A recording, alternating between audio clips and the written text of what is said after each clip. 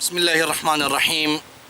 ونحن نقف على ضفاف نهر الفرات الذي لطالما تغنى به الشعراء، وإذا بنا نقف أمام مشهد أخبرنا عنه النبي صلى الله تعالى عليه وسلم، فقال: لا تقوم الساعة حتى ينحسر الفرات عن جبل من ذهب. وفي حديث آخر قال: يوشك أن ينحسر الفرات عن جبل من ذهب.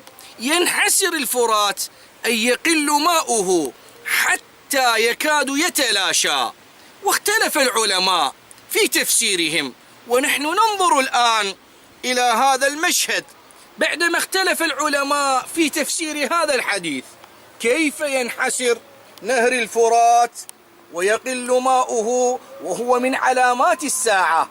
كيف ينحسر؟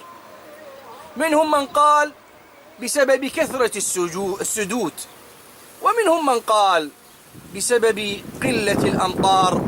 وإذا بنا بعد مضي 5 أشهر على حرب على مدينة الأنبار، ها هو نهر الفرات يغير مجراه بعدما أغرق أغلب مدن بغداد، وبعدما أصبح الفرات ينهدر ماؤه ها هنا وها هناك.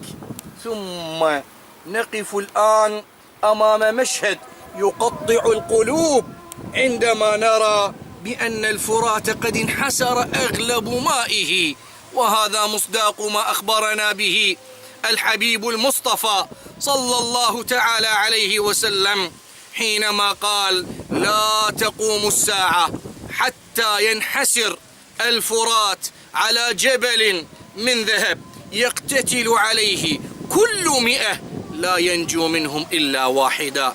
أمر خطير عندما يقتتل الناس على هذا الجبل، والذي أخبرنا عنه النبي صلى الله عليه وسلم. وأنتم الآن تسمعون القصف على مدينة الفلوجة أم المساجد.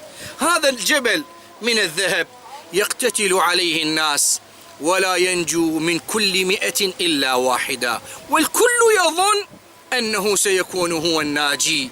فلهذا أخبرنا النبي صلى الله عليه وسلم قال: فمن حضره فلا يأخذ منه شيئا. ها هي مشاهد يوم القيامة بدأت تتجلى لنا، والنبي صلى الله عليه وسلم يقول: بعثت أنا والساعة كهاتين. فنسأل الله تعالى أن يفرج عنا وأن لا يمتنا إلا وهو راض عنا. وهذا مشهد الفرات الذي بدأ ينحسر ماؤه ينحسر ويذهب أغلب مائه. نسأل الله تعالى أن يلطف بعباده، فهي من علامات يوم القيامة، سائلين الله تعالى أن يجعلنا ممن يتوب ويؤوب ويرجع إلى رب العالمين بإذن الله رب العالمين.